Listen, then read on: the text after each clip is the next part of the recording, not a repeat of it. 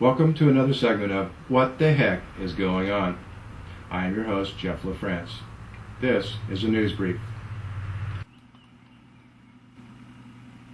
Department of Homeland Security should have absolutely nothing to do with your sheriff's office.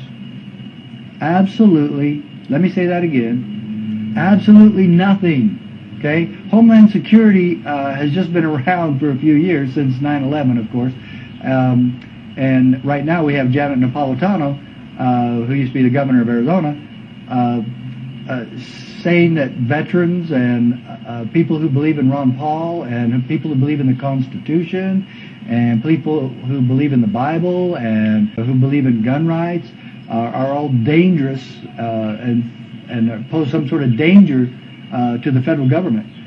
Well, I guess she might be right. If the government's out of control and tyrannical and abusive, well, yeah, then she ought to be worrying, I guess. But otherwise, these people and those groups are extremely peaceful. And she even mentioned, I think, the libertarians, which all libertarians have to swear an oath of non-aggression and non-violence. So how did they make that list? The sheriff shouldn't be taking money from the feds in the first place, and then they don't have to worry about that. And if the states would wake the heck up, and I really do mean wake the heck up, if they would stop sending our money to Washington, D.C., then Washington, D.C. won't have our money to hold over us anymore. So it's just, I don't know, maybe it's all too simple, but federal government doesn't create money, they take money. And they take money from the states and from the people. So why do the states sit here and worry about every $10 they send to Washington, D.C., they get $1 back? Well, keep your $10 and you won't have to worry about any of that. Okay? Well, the citizens are the boss of the sheriff. And so even then, if 99.9% of the people in his county ask him to violate the Constitution, he can't do it. No matter what, he has to keep his word. This is not a democracy. In a democracy, that would be okay. The rule of the majority would win out. That's democracy. In a constitutional republic, the rights of the individual, even if it's just one person in his county, must be protected. And so the people form, the M word, the militia, or the posse. And if you look up the word militia in the dictionary, Google the definition of militia. It's the same thing as the local posse, which the sheriff has had the power to call out the people and actually order the people to come out in helping him in the execution of the law and keeping the peace. And that's where the people really come out.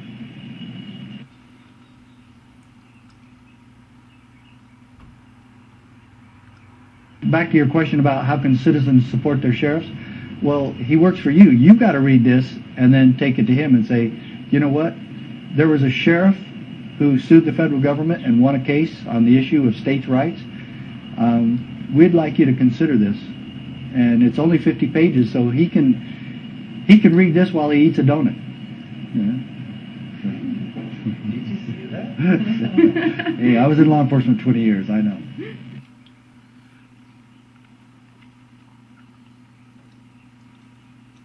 The Mack report was absolutely absurd. Anyone thinking that that's okay has got a screw loose somewhere, and they call us crazy. We mean no other individual on the face of the planet any harm. This is a peaceful movement. This is a movement to restore our Constitution, yes, and we will stand fast in that, and we're not going to move backward for anybody. But we mean no harm to absolutely anyone else. We don't want to hurt anybody. We certainly don't want a fight or a war or anything of that nature. But we're not giving up our guns, and we're not giving up our ammunition, and we're not giving up our children, and we're not giving up our religions, and we're certainly not going to give up any more of our freedom and liberty. And if you really study what's going on in our country, you'll come face to face with the conclusion that I put also in the book, The County Sheriff, America's Last Hope, the best book on the planet right now about freedom, that every citizen in this country should read. I agree. The bottom line of this whole book is that it presents this thesis of the book that the greatest threat to constitutional, God-given American liberty is our own federal government.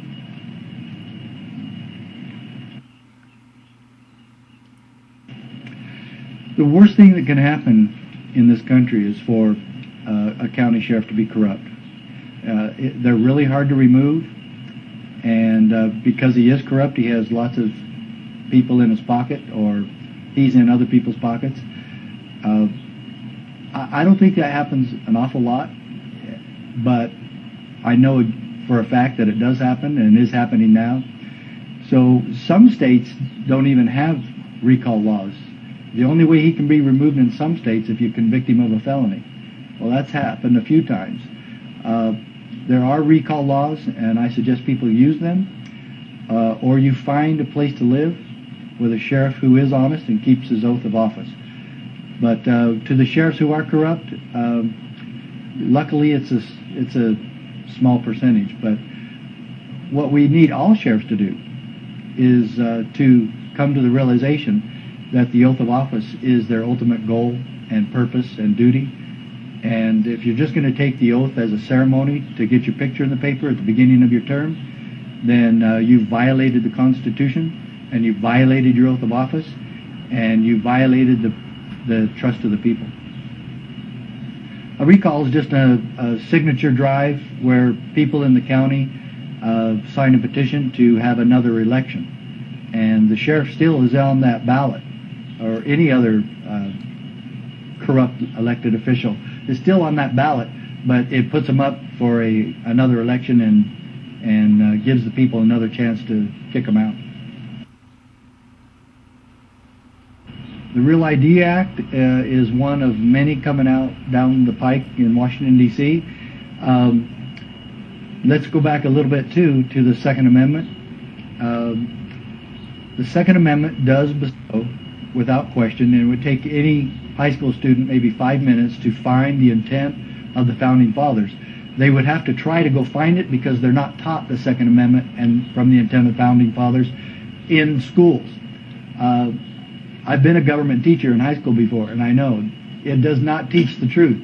Most of the government books in this country school system do not teach the truth about our foundation or about our government or about the Founding Fathers.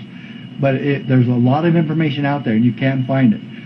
But the federal government's trying to force more gun control down our throats. They're trying to force this national ID down our throats. That's going to have also a part to play with gun control. And I simply don't trust any of it. But the overall socialistic agenda that is saturating Washington, D.C. politics right now, it's all unconstitutional. Government is not here to feed us, to clothe us, to take care of us, to educate us, to basically take care of us. And let me warn you, friends, if you want the federal government to take care of you, they will. And that should scare you to death. But the National ID Act, all that stuff, H.R. 45, the bottom line is that there's already about 22,000 gun control laws in this country, all of which are unconstitutional. Every one of them. The people have the right to keep and bear arms, and what gun I own, and how I get it, and how much ammo I have, or how many guns I have. Guess what? I don't want to be rude here, but it's none of your business, and it certainly is none of my government's business.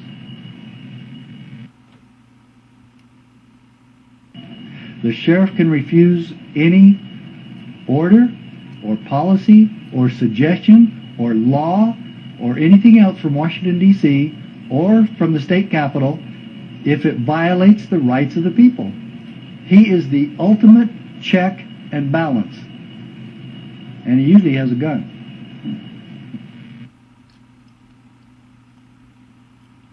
Freedom of the press, freedom, free speech, it's all combined together.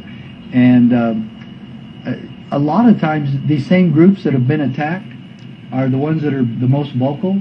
So that's why Janet Napolitano's coming after them, because they have to label you as something so people won't listen to you. And of course, who jumps on board on that attack? Well, it's usually ABC and CBS and NBC and CNN and, you know, what are these, government-owned media outlets? You know, the reason that we have freedom of the press is not so we can read about LeBron James in the sports page of the newspaper. It's so that the press actually is a check and balance against overzealous government also, to make sure that the people will always hear the truth about what's really going on. Well, that's not happening anymore.